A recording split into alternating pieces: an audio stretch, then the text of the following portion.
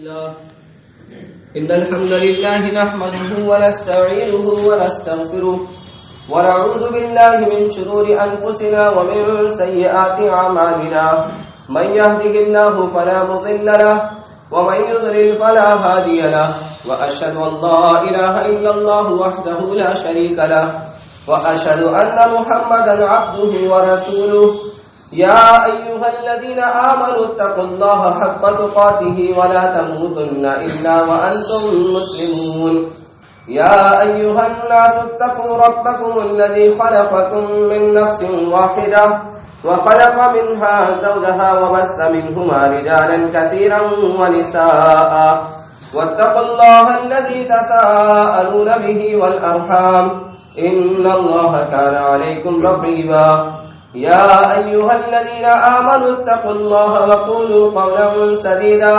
يصلح لكم أعمالكم ويغفر لكم ذنوبكم ومن يطع الله ورسوله فقد فاز فوزا عظيما أما بعد فإن خير الحديث كتاب الله وخير الهدي هدي محمد صلى الله عليه وسلم وشر الأمور محدثاتها وكل محدثة بدعة وكل بدعة ضلالة وكل ضلالة في النار. يقول الله سبحانه وتعالى في كلامه الكريم والفرقان الحميد: أعوذ بالله من الشيطان الرجيم بسم الله الرحمن الرحيم وما أرسلنا من قبلك إلا رجالا نوحي إليهم فاسألوا أهل الذكر إن كنتم لا تعلمون. وقال رسول الله صلى الله عليه وسلم: إن الله كره لكم ثلاثا قيل وقال وكثرة السؤال وإضاعة المال. رواه مسلم أو كما قال عليه الصلاة والتسليم. رب اشرح لي صدري ويسر لي أمري واحلل عقدة من لساني يفقهوا قولي رب زدني علما. سبحانك لا علم لنا إلا ما علمتنا إنك أنت العليم الحكيم. حاضرین جمعہ، تعریف و توصیف، حمد و ثنا، بزرگی و کبریائی، عظمت و جلال، تحمید و تقدیس اللہ وحدہ لا شریک، خالق کائنات، مالک ارض و سما ہی کے لیے لائق و زیبا ہے. درود و سلام ہوں اللہ کے بھیجے گئے انبیاء اور رسل پر عموماً، اور نبی کائنات احمد مجتبیٰ محمد مصطفیٰ ساقی کوثر شافی و محشر جناب محمد رسول اللہ صلی اللہ علیہ وسلم پر خصوصاً. اللہم صلی علی محمد وعلی آل محمد کما صلیت علی ابراہیم وعلی آل ابراہیم انک حمید مجید. اللہم بارک علی محمد وعلی آل محمد کما بارکت علی ابراہیم وعلی آل ابراہیم انک حمید مجید. خطبہ مسنونہ کے بعد میں نے آپ کے روبرو قرآن مجید کی ایک آیت مبارکہ اور اس کے بعد رسول اکرم صلی اللہ علیہ وسلم کی حدیث پیش کی ہے. بہت ہی اہم مسئلے کی طرف آپ کی وضاحت کرنا چاہتا ہوں. اللہ رب العالمین سے دعا ہے قرآن و سنت کی باتوں کو غور کے ساتھ سننے، اس میں فکر کرنے اور خلوص نیت کے ساتھ اس پر عمل کرنے والا ہم سب کو بنا دے. آمین.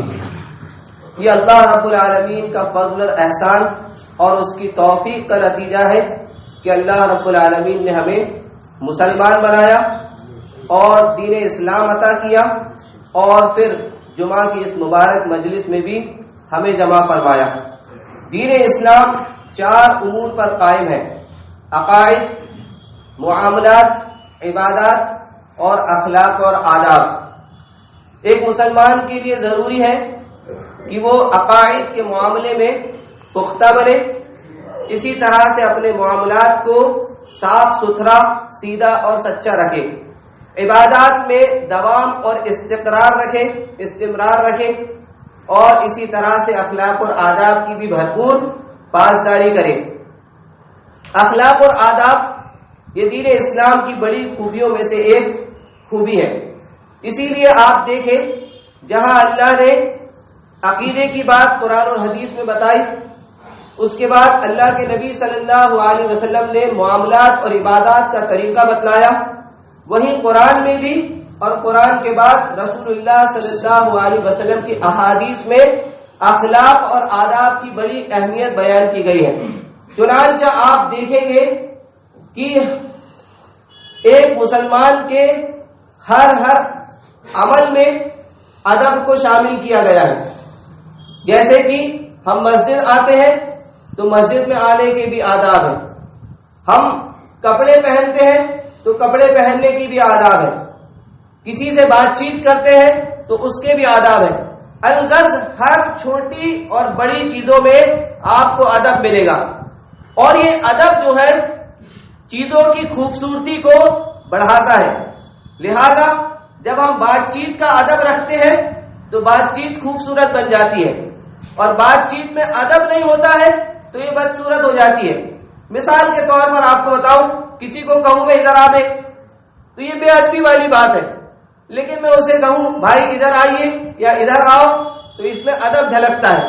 تو اسلام جو ہے معاملات میں، چیزوں میں ادب سکھاتا ہے، اور ایک بہت ہی اہم ادب یا آداب جس کو ہم اور آپ یکسر فراموش کر چکے ہیں وہ ہے سوال پوچھنے کا آداب۔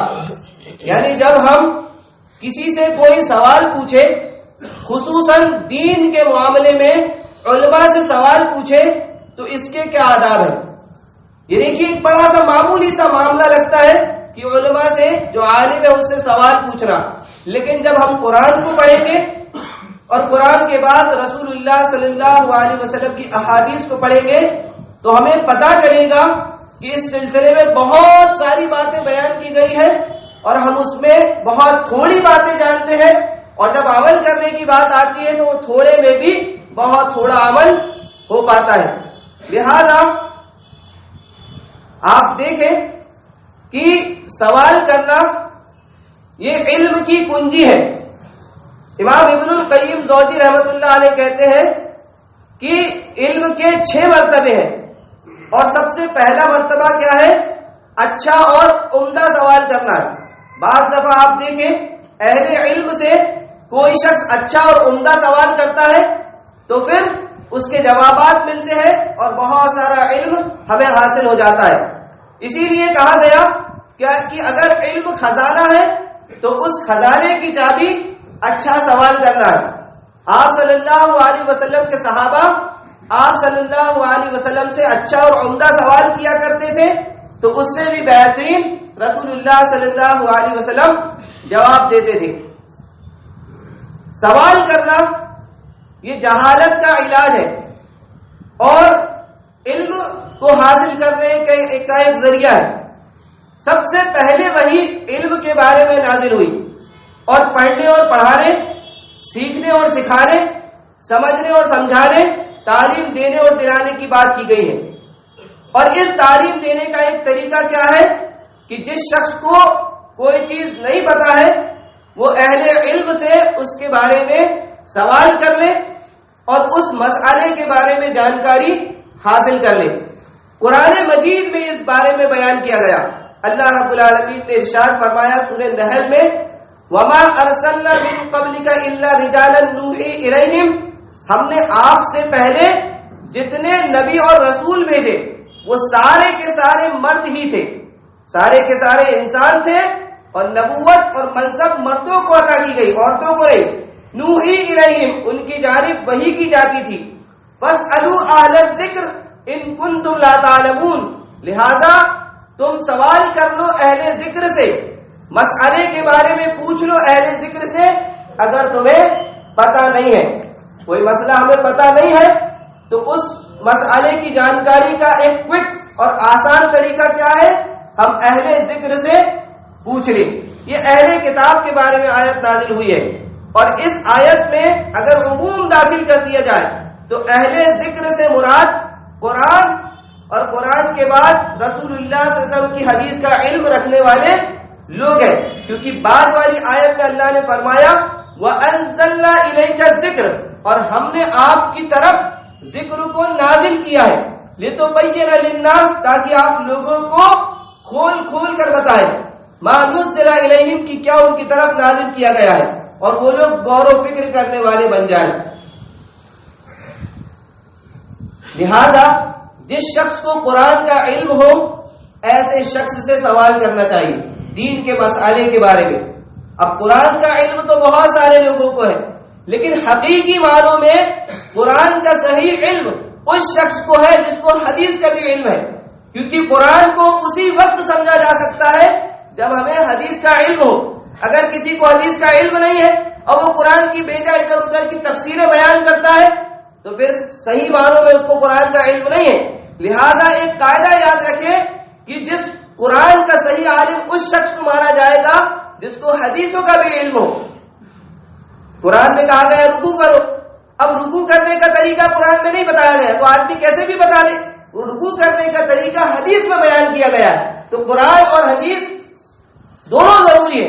لہذا قرآن کا پختہ اور صحیح عالم وہ ہے جس کو حدیث کا بھی علم ہے۔ کیوں؟ کیونکہ حدیث قرآن مجید کی تفسیر ہے۔ لہذا اپنے معاشرے کے مستند علماء سے سوال کرنا چاہیے، اور یہ سوال جہالت کو دور کر دیتا ہے۔ جس طرح سے ایک انسان کا بدن بیمار ہو جاتا ہے تو وہ ڈاکٹر کے پاس جا کر علاج کروا لیتا ہے، اسی طرح سے اس کی روح خراب ہو جائے، دل گندا ہو جائے تو علماء کے پاس جا کر اپنا سوال رکھے اور اپنے مرض کی دوا لے اور اپنے ایمان کو صحت یاب کر لے۔ جابر بن عبداللہ رضی اللہ تعالیٰ عنہ کہتے ہیں کہ ہم ایک سفر میں تھے تو ایک شخص کو سر پر پتھر لگ گیا، اب اس کا سر زخمی ہو گیا اور پھر اسے نہانے کی بھی ضرورت پڑ گئی۔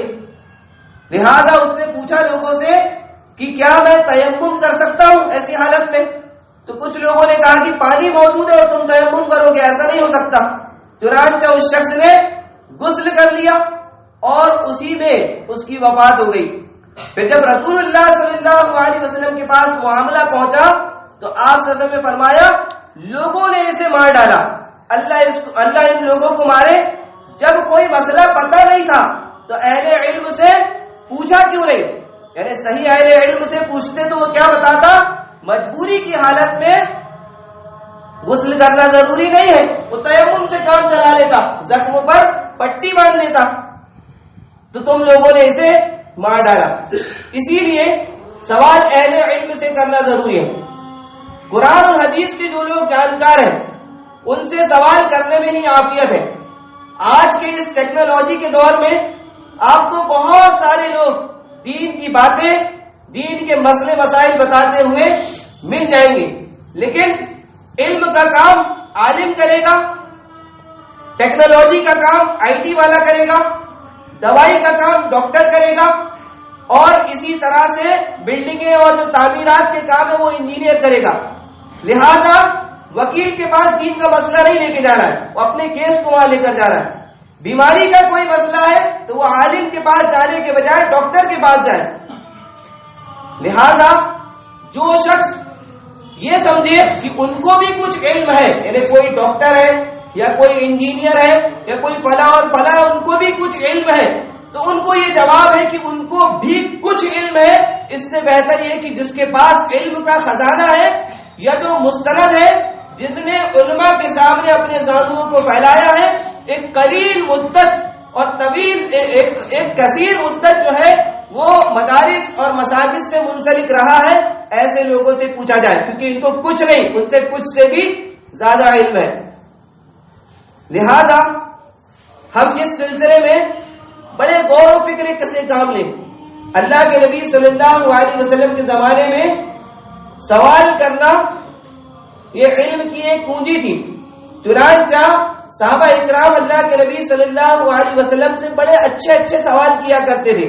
آپ دیکھیں بخاری شریف کی 5970 نمبر کی روایت ہے، صحابی کیا کہتے ہیں کہ اللہ کے نبی صلی اللہ علیہ وسلم سب سے اچھے عمل کے بارے میں مجھے بتلا دیجیے۔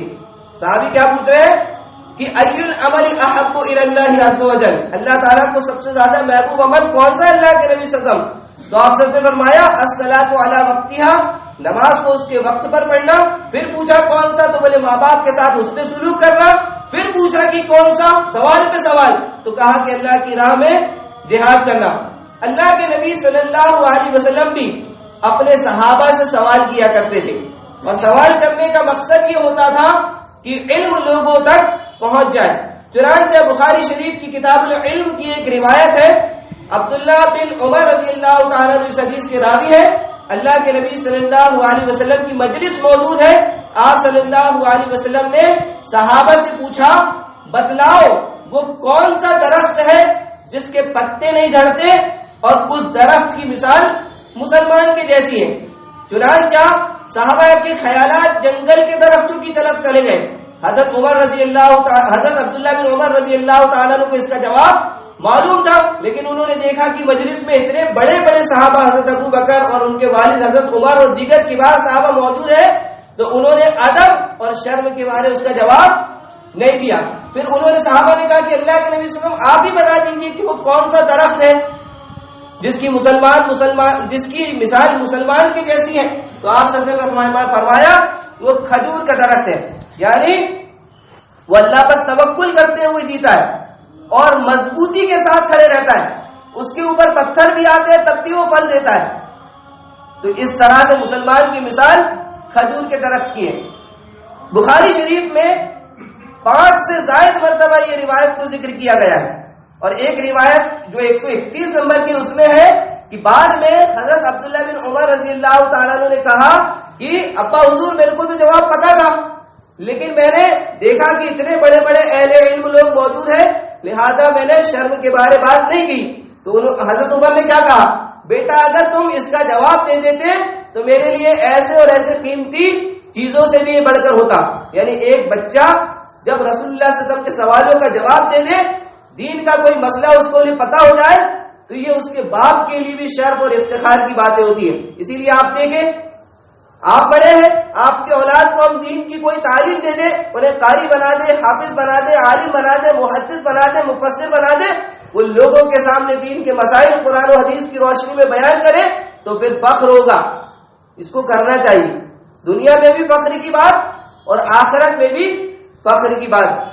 اللہ کے نبی صلی اللہ علیہ وسلم نے بہت سارے آداب سکھلائے ہیں کہ ہم علماء سے کیسے سوال کریں، اور اس سلسلے میں 2 باتیں آپ یاد رکھیے. اس میں اعتدال ضروری ہے. ہمارے بعض مسلمان حضرات یا بعض علماء کا طبقہ ایسا ہے جو سوال پوچھنے کو عالم کی توہین سمجھتا ہے، میرے سے سوال پوچھ رہے آپ. اور بعض لوگ ایسے بھی ہیں جیسے کہ ہم لوگ، سوال پہ سوال، بیجا سوال، فالتو کے سوال، کبھی بھی سوال، کیسے بھی سوال. تو دونوں ہی چیزوں میں اعتدال ضروری ہے. اور سب سے پہلی بات جو چیز ہم کو سمجھنی ہے وہ یہ ہے کہ ہمیشہ موقع کو ہم غنیمت جانیں. ہمارے درمیان اگر علماء موجود ہیں، ہمارے ساتھ چلتے پھرتے ہیں، اٹھتے بیٹھتے ہیں، کھاتے پیتے ہیں، ان سے ہماری علیہ صلیح ہوتی ہے، سلام دعا ہوتی ہے، تو یہ ہمارے لیے بہت خوشی اور افتخار کی بات ہے. اللہ کے نبی صلی اللہ علیہ وسلم کی ایک حدیث سنیے. آپ صلی اللہ علیہ وسلم نے فرمایا، ان اللہ لا يقبض العلم انتزاعا ينتزعه من الناس ولكن يقبض العلم بقبض العلماء حتى اذا لم يترك عالما اتخذوا رؤوسا جهلا وسئلوا فافتوا بغیر علم فضلوا واضلوا. یہ مسلم شریف کی روایت ہے. آپ صلی اللہ علیہ وسلم نے فرمایا اللہ رب العالمین لوگوں سے چھین کر علم کو نہیں اٹھائے گا، بلکہ لوگوں کے درمیان جو عالم حضرات رہتے ہیں جن کو قرآن و حدیث کا علم ہے، اللہ تعالیٰ ان کو اٹھا لے گا. ان کو اٹھا لے گا مطلب ان کی موت آ جائے گی، اور اس طرح سے لوگوں کے درمیان سے علم اٹھا لیا جائے گا، اور پھر جاہل لوگ بچ جائیں گے. اور ایسے لوگ بچیں گے جو دنیا دار ہوں گے، وہ لوگوں کو دین کے معاملات میں بھی الول فضول فتوے دیں گے، حالانکہ ان کو کچھ علم نہیں ہوگا، خود بھی گمراہ ہوں گے اور دوسروں کو بھی گمراہ کریں گے. یہ حدیث بہت اہم ہے. کورونا کے دور میں جن لوگوں کی نظریں تھی ان کو پتا ہوگا کہ کتنے سارے قرآن و حدیث کے بڑے بڑے عالموں کا انتقال ہوا ہے. اللہ ان سب پر رحم فرمائے. تو آپ دیکھیں کہ آپ کے درمیان کوئی عالم ہے قرآن کا، کوئی جانکار ہے حدیث کا، تو ہمارے لیے موقع غنیمت ہے کہ ہم اس سے فائدہ اٹھا لیں، کیونکہ ڈاکٹر آپ کی جان بچائے گا، آپ کو صحت یاب کرے گا، وکیل آپ کو کیس سے اور دنیا کے جھمیلوں سے بچائے گا، لیکن عالم آپ کو شرک سے بچائے گا، عالم آپ کو کفر سے بچائے گا، عالم آپ کو بدعات و خرافات سے بچائے گا، آپ کو جنت کے راستے پر لے جائے گا، توحید کی باتیں بتائے گا، سنت کی باتیں بتائے گا۔ لیکن یہاں یہ بات یاد رکھیں کہ صحیح عالم وہی ہے جو قرآن و حدیث کے بعد قرآن و حدیث کے مطابق اپنی بات بتائے۔ اپنے من سے کوئی بات بتا دے اور لوگ اسے اپنے مان لے تو یہ تقلید ہے، اور تقلید قرآن میں منع کیا گیا ہے۔ قرآن مجید کی آیت ہے سورۃ توبہ کی آیت نمبر 31، اللہ رب العالمین نے فرمایا عیسائیوں کے بارے میں، اتخذوا احبارهم ورهبانهم اربابا من دون الله والمسيح ابن مريم وما امروا الا ليعبدوا الها واحدا لا اله الا هو سبحانه عما يشركون، کہ انہوں نے یعنی یہ یہود و نصارہ نے اپنے علماء کو یعنی اپنے علماء کو، اپنے عالموں کو اور اپنے درویشوں کو، راہبوں کو رب بنا لیا ہے، اور عیسیٰ بن مریم کو عیسائیوں نے بھی رب بنا لیا ہے، حالانکہ ان کو تو صرف ایک اللہ کی عبادت کرنے کا حکم دیا گیا تھا۔ اللہ تعالیٰ ہر عیب سے پاک ہے، اللہ کے علاوہ کوئی معبود نہیں ہے، اور جن کو یہ شریک بناتے اللہ اس سے بھی بری ہے۔ اس قرآن مجید کی آیت کی تفسیر میں آپ دیکھیں کہ حضرت عدی بن حاتم رضی اللہ تعالیٰ عنہ آپ صلی اللہ علیہ وسلم کی مجلس میں موجود ہے۔ جب آپ صلی اللہ علیہ وسلم نے یہ آیت پڑھ کر بتائی اور اس کا خلاصہ بتایا تو انہوں نے کیا کہا، اللہ کے نبی صلی اللہ علیہ وسلم یہ عیسائیوں نے اپنے عالموں کو رب تو نہیں بنایا، ان کی عبادت تو نہیں کرتے تھے۔ تو آپ صلی اللہ علیہ وسلم فرمایا کیا یہ بات، ہاں یہ بات صحیح ہے کہ ان کی عبادت نہیں کرتے تھے، ان کو رکوع سجدہ نہیں کرتے تھے، لیکن کیا یہ بات نہیں تھی کہ وہ کسی چیز کو حلال بتا دیتے تو تم حلال مان لیتے، کسی بھی چیز کو اپنے من سے حرام بتا دیتے تو حرام مان لیتے، یہی ان کی عبادت کرنا ہے۔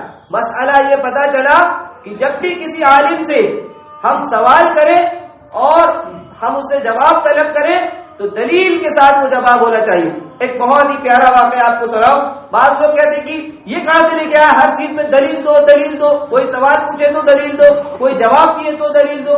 یہ نبیوں کی سنت، یہ صحابہ اکرام کی سنت ہے۔ پڑھیے بخاری شریف کتاب الاستیزان۔ حضرت عمر رضی اللہ تعالیٰ عنہ خلیفہ ہے، تو حضرت ابو موسیٰ اشعری رضی اللہ تعالیٰ عنہ ان کے گھر میں جاتے ہیں، اور آداب کیا ہے، 3 مرتبہ نوک کیا جائے، سلام کیا جائے، اگر جواب آئے اندر داخل ہو جاؤ تو پھر داخل ہو جائے، اگر کوئی جواب نہ آئے تو واپس ہو جایا جائے، بات کھڑے رہنے کی ضرورت نہیں ہے۔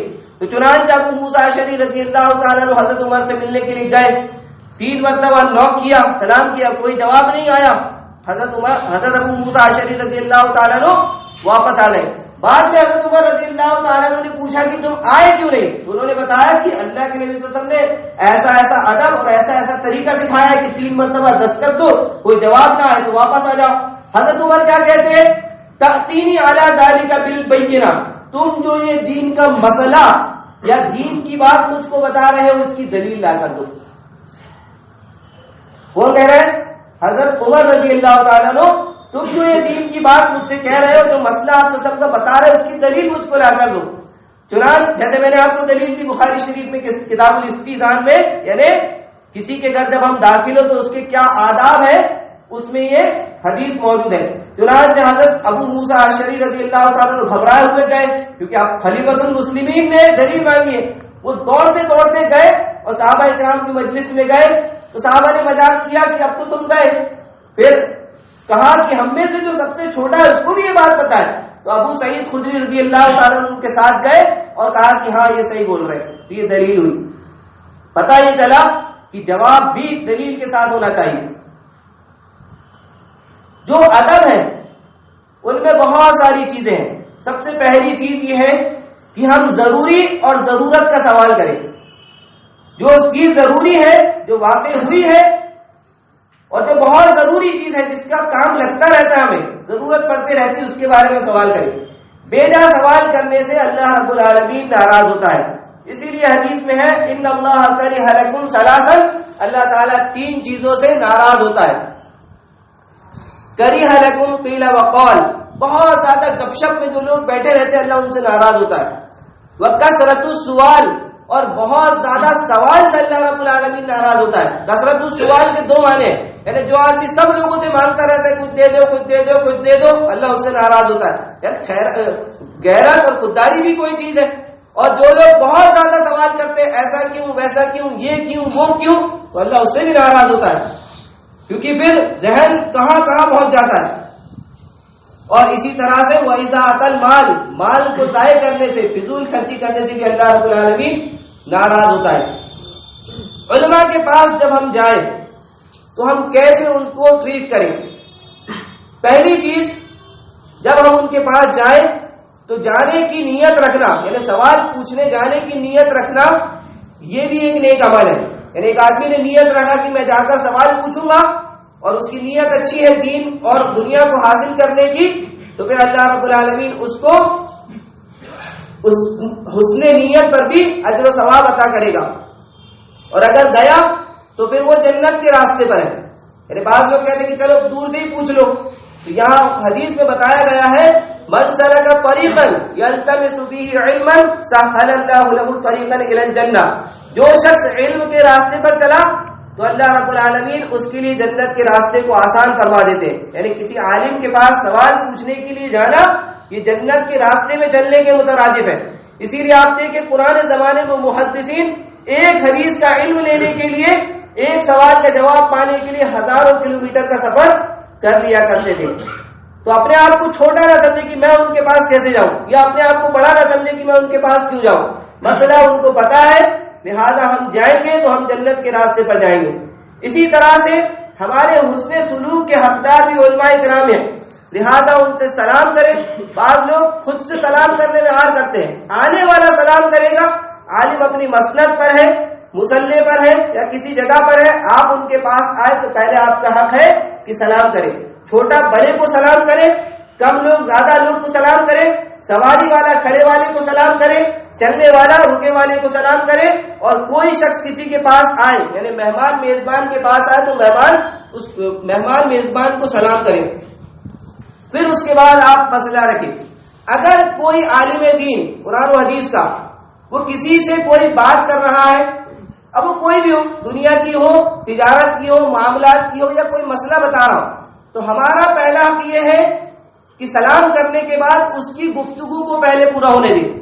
یہ اپنے من سے کوئی بات نہیں بتا رہا ہوں، یہ سب بخاری شریف میں کتاب العلم میں موجود ہے. حدیث میں ہے، ابو ہریرہ رضی اللہ تعالیٰ عنہ اس حدیث کے راوی وہ کہتے ہیں کہ اللہ کے نبی صلی اللہ علیہ وسلم کی مجلس موجود تھی. آپ صلی اللہ علیہ وسلم اپنے صحابہ کو کچھ باتیں بتا رہے تھے. اتنے میں ایک دیہاتی آیا اور آتے ہی اس نے پوچھ لیا متی الساعہ یا رسول اللہ صلی اللہ علیہ وسلم، اللہ کے نبی صلی اللہ علیہ وسلم قیامت کب قائم ہوگی؟ آپ صلی اللہ علیہ وسلم نے اس کی طرف کوئی توجہ نہیں دی. اپنی جو بات چل رہی تھی وہ بات ہوتے رہی. تو صحابہ نے سمجھا جو مجلس میں موجود تھے کہ آپ صلی اللہ علیہ وسلم نے اس کی بات سنی لیکن توجہ نہیں دی، یعنی پسند نہیں کیا. اور بعض لوگوں کا یہ خیال تھا کہ آپ صلی اللہ علیہ وسلم نے اس کی بات سنی یا سنی ہی نہیں. چنانچہ جب آپ صلی اللہ علیہ وسلم پہلے والی جو مجلس میں جو باتیں چل رہی تھی اس سے فارغ ہوئے تو آپ صلی اللہ علیہ وسلم نے فرمایا کہ وہ قیامت کے بارے میں سوال پوچھنے والا کہاں ہے؟ تو اس دیہاتی شخص نے کہا کہ اللہ کے نبی صلی اللہ علیہ وسلم میں یہاں ہوں. تو آپ صلی اللہ علیہ وسلم نے فرمایا اذا ضیعت الامانۃ فانتظر الساعہ، قیامت اس وقت قائم ہوگی جب امانتیں اٹھا لی جائے گی. لوگ امانت میں خیانت کرنے لگ جائیں گے تو قیامت قائم ہو جائے گی. تو پھر اس نے کہا کہ امانتیں کیسے اٹھا لی جائے گی؟ تو آپ صلی اللہ علیہ وسلم نے فرمایا جب نااہل لوگ حکومت کے عہدوں پر قابض ہو جائیں گے تو قیامت قائم ہو جائے گی. اس پورے واقعے سے جو بات ہم کو پتہ چلی وہ یہ ہے کہ کوئی عالم کوئی مسئلہ کسی کو بتا رہا ہے، بیچ میں آپ کو نہیں پوچھنا ہے. بعض دفعہ ہوتا ہے کہ ایک بات چل رہی ہے، کوئی بات بتا رہا ہے، وہ السلام علیکم وعلیکم السلام، وہ بہت ساری ادھر ادھر کی باتیں ہو جاتی ہے، وہ بھی کھڑا ہوتا ہے یہ بھی کھڑا ہوتا ہے، بات دوسری طرف چلی جاتی ہے. اللہ کے نبی صلی اللہ علیہ وسلم کی حدیثوں میں ادب بتایا گیا ہے کہ پہلے اس کی بات ہو جانے دو پھر آپ مسئلہ پوچھو. دین کے معاملے میں دو چیزیں اور یاد رکھیں کہ علم کو حاصل کرنے میں شرمانا نہیں چاہیے اور بے شرم بھی نہیں بن جانا چاہیے. دونوں ہی باتیں. صحابہ اکرام شرمایا کرتے تھے تو بتایا گیا کہ شرمانا نہیں ہے، کیونکہ حضرت عمر نے کیا کہا اپنے بیٹے سے، بیٹا تم سب کے سامنے جواب دے دیتے تو میرے لیے شرف اور افتخار کی بات ہوگی، یعنی شرمانا نہیں تھا، تم کو جواب دے دینا تھا. اور حضرت علی رضی اللہ تعالیٰ عنہ کی حدیث میں کیا ہے؟ وہ کہتے ہیں کنت رجلا مزان، میں ایسا آدمی تھا جس کو بہت زیادہ مزی آیا کرتی تھی. طاقتور تھے علی رضی اللہ تعالیٰ عنہ، مزی آتی تھی ان کے عضو تناسل میں، لہذا وہ مسئلہ اللہ کے نبی صلی اللہ علیہ وسلم سے پوچھنا چاہتے تھے، لیکن اللہ کے نبی صلی اللہ علیہ وسلم حضرت فاطمہ زہرا رضی اللہ تعالیٰ عنہ کے والد اور علی رضی اللہ تعالیٰ عنہ کے سسر بھی تھے، چنانچہ ان کو مسئلہ پوچھنے میں شرم آتی تھی کہ ایسا جنسی مسائل میں کیسے پوچھوں. تو انہوں نے اپنے دوست حضرت مقداد کو کہا کہ جا کے مسئلہ پوچھو کہ ایسی ایسی بات ہے. تو اللہ کے نبی صلی اللہ علیہ وسلم نے فرمایا کہ اگر زیادہ مزی آتی ہے تو اپنی شرمگاہ کو دھو لو اور وضو کر لو، غسل کرنے کی ضرورت نہیں ہے. تو یہ دونوں ہی باتیں ہیں کہ شرمانا نہیں بھی چاہیے، لیکن کوئی ایسی بات ہو جو جس میں شرم ہو سکتی ہے تو اس کو ادب کے دائرے میں رہ کر پوچھا جا سکتا ہے یا دوسرے سے اس کو پوچھوایا جا بھی سکتا ہے. اللہ کے نبی صلی اللہ علیہ وسلم کے صحابہ کا یہی معمول رہا کرتا تھا. اسی طرح سے علم کو حاصل کرنے کا ایک طریقہ کیا ہے؟ بہت ساری باتیں ہمارے درس میں، ہمارے خطبوں میں ہوتی رہتی ہیں اور لوگ اس میں بیٹھتے نہیں ہیں. یہاں پر درس میں بیٹھنا، مسجد میں درس میں بیٹھنا ایک حج کا ثواب ہے. حدیث میں آتا ہے من غدا الى المسجد لا يريد الا ان يتعلم خيرا او يعلم كان له كاجر حاج. جو شخص کوئی خیر کی بات سیکھنے یا سکھانے کے لیے چلا مسجد میں تو اس کو ایک حج کے برابر ثواب ہوگا. اور پھر کیا ہوتا ہے؟ بعد میں باہر نکل کر اسی مسئلے کے بارے میں سوال پوچھتے ہیں. اسی طریقے سے بہت سارے ایسے سوال ہوتے ہیں جو ابھی واقع نہیں ہوئے ہیں، یعنی وہ چیز ہوئی نہیں ہے تو اس کے بارے میں سوال کرنا شریعت کی روح سے یہ بھی منع ہے. وقت ہو چلا ہے، انشاءاللہ بہت ساری باتیں رہ گئی ہیں، آپ کے سامنے اگلے خطبے میں بیان کروں گا. اللہ تبارک و تعالیٰ سے دعا کرتا ہوں الہ العالمین صحیح طور پر صحیح اخلاق اور آداب کے ساتھ علم کو حاصل کرنے کی توفیق عطا فرما. الہ العالمین قرآن و سنت کا جانکار بنا، خلوص نیت کے ساتھ اس پر عمل کرنے والے بنا دے. ہماری جان کی، مال کی، املاک کی، اولاد کی حفاظت فرما. الہ العالمین مدارس مساجد کو آباد فرما. ہم میں سے جو بیمار حال ہے انہیں شفاء کاملہ عاجل عطا فرما. جن لوگوں نے دعاؤں کی درخواست کی الہ العالمین ان کی جائز مرادوں کو پورا فرما. الہ العالمین جو مقروض ہے انہیں قرض کے وہ سے نجات دلا دے، رزق حلال عطا فرما. تجارت میں خیر و برکت عطا فرما. ہمارے مسائل کو بہترین طریقے سے حل فرما. الہ العالمین جہاں کہیں مسلمان پریشان حال تکالیف میں ہے الہ العالمین ان کی غیبی مدد فرماتے ہوئے انہیں چین سکون اطمینان کامیابی عطا فرما. الہ العالمین ہماری دنیا میں عافیت عطا فرما. الہ العالمین ہمارا خاتمہ حالت ایمان پر فرما. الہ العالمین ہمیں قبر کی سختیوں سے بچا، آخرت میں حشر میں بلا حساب کتاب جنت الفردوس میں داخلہ عطا فرما. اقول قولی ھذا استغفر الله ولسائر المسلمين فاستغفروه انه غفور رحيم انه تعالى جواد كريم وملك وبر رحيم.